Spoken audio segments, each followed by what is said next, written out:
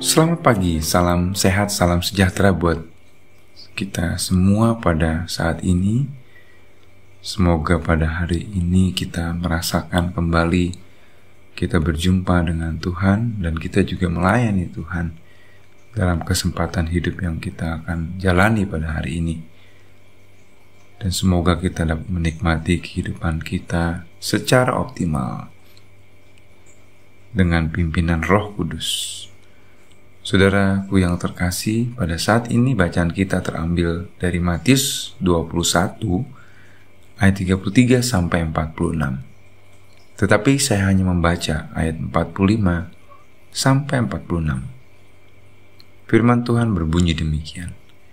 Ketika imam-imam kepala dan orang-orang Farisi mendengar perumpamaan-perumpamaan Yesus, mereka mengerti bahwa merekalah yang dimaksudkannya, dan mereka berusaha untuk menangkap dia. Tetapi mereka takut kepada orang banyak, karena orang banyak itu menganggap dia nabi. Sampai sedemikian pembacaan kita. Yang berbahagia ialah kita yang membaca, merenungkan, serta melakukan di dalam kehidupan kita. Saudara, tema kita pada hari ini tidak tahu berterima kasih. Saudara, pada zaman Tuhan Yesus hidup di dunia, Tuhan Yesus melayani begitu banyak orang. Yang sakit disembuhkan, yang buta dicelikan, yang lumpuh bisa berjalan. Dan Yesus melakukan banyak mujizat.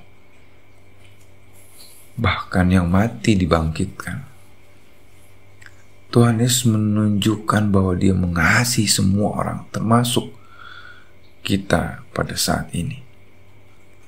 Akan tetapi ada saja orang yang membenci Yesus, yaitu orang Farisi dan imam kepala. Mereka sangat membenci Yesus dan berusaha untuk menyingkirkan dan membunuh Yesus. Maka Yesus memberikan pelajaran pada mereka dengan menceritakan perumpamaan penyewa kebun anggur. Saudara, kisah ini menarik. Dimulai dengan ada seorang tuan tanah yang memiliki kebun anggur yang luas, subur dan indah, yang diberinya pagar dengan baik, dibuatnya menara untuk mengawasi kebun anggurnya, serta dilengkapi dengan alat pemeras buah anggur untuk membuat minuman anggur. Tuan tanah itu menyewakan kebun anggurnya kepada penggarap kebun anggur, lalu ia pergi ke luar negeri. Ketika tiba musim panen, tuan tanah itu menyuruh hamba-hambanya datang untuk mengambil pembagian hasil anggur seperti kesepakatan yang mula-mula mereka buat. Tetapi apa yang terjadi, saudara-saudara sekalian? Penggarap-penggarap itu tidak menepati kesepakatan. Mereka menangkap hamba-hamba yang diutus, memukuli, melemparinya dengan batu dan membunuh mereka. Tentu saja pemilik anggur itu sedih sekali, tetapi ia berusaha. Lalu pemilik anggur itu menyuruh hamba-hambanya lebih banyak lagi. Tetapi mereka juga diperlakukan sama. Akhirnya tuan tanah itu menyuruh anaknya sendiri datang kepada para penggarap kebun anggurnya dengan berpikir, kalau anakku yang akan datang, mereka pasti akan segan. Tetapi apa yang terjadi, saudara-saudara sekalian? Anak pemilik tuan tanah tersebut juga disingkirkan oleh penggarap tersebut. Tuhan Yesus pun akhirnya bertanya kepada Farisi dan ahli-ahli Taurat, apa yang harus dilakukan kepada mereka? Kemudian orang Farisi dan ahli Taurat menjawab, mereka atau ia akan dibinasakan. Para penggarap yang jahat itu akan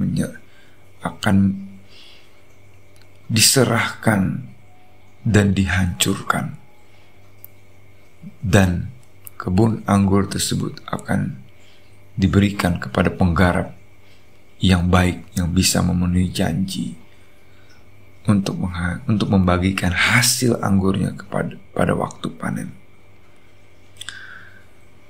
Seperti itulah kenyataannya ketika Tuhan memperingatkan bangsa Israel yang jahat dengan mengirimkan nabi-nabi Tuhan. Nabi-nabi itu dibunuh, lalu Allah Bapa mengirimkan Tuhan Yesus, anak yang tunggal, tetapi juga diperlakukan yang sama, yaitu dibunuh. Saudara-saudaraku yang terkasih, kita tidak mencontoh para imam kepala serta orang Farisi. Kita bersyukur dan menerima Tuhan Yesus, anak Allah yang telah rela menderita dan mati untuk menebus dosa-dosa kita semua.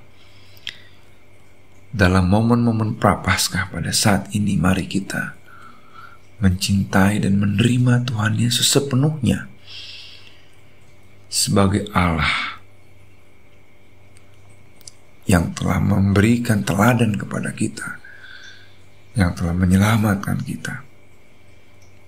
Mari kita bersyukur atas kehadiran Tuhan dan tentunya juga menjalankan kesempatan hidup ini sebaik-baiknya sebagai anak-anak Tuhan yang menjalankan kehidupan kita dengan sungguh, dengan benar, dengan bertanggung jawab kepadanya. Ketika Ia datang, kita dapat mempertanggungjawabkan semua yang Ia telah perintahkan kepada kita. Selamat mencobanya. Tuhan Yesus memberkati kita semua. Amin.